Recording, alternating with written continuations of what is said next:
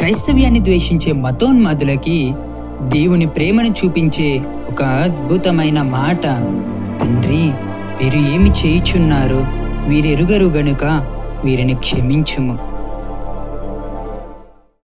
నీ గతకాలపు పాపాలను మర్చిపోయి దేవునిలో ఉన్నతంగా సాగిపోవాలని కోరుతూ ఆ దేవుడు పలుకుతున్న మాట, నేడు నీవు నాతో కూడా పరదేశులో ఉందువు.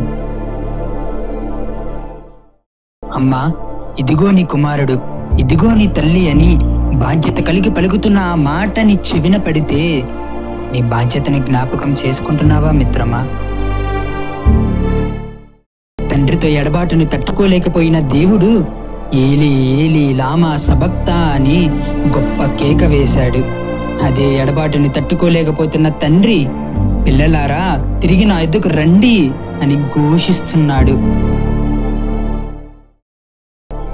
దప్పిగొనుచున్నాను అని ప్రవచన నెరవేర్పుకై పలికిన దేవుడు తిరిగి నీతో తండ్రి చిత్తాన్ని నెరవేర్చమని విల్లవిల్లాడుతూ అడుగుతున్నాడు.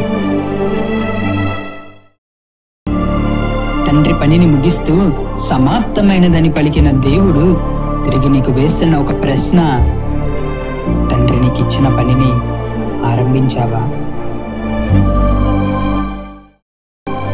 ప్రతి క్రైస్తవుడు మరణాన్ని చూసి ధైర్యము కలిగి పలకవలసిన మాట, తండ్రి, నా ఆత్మను మీ చేతికి అప్పగించుకొనుచున్నాను.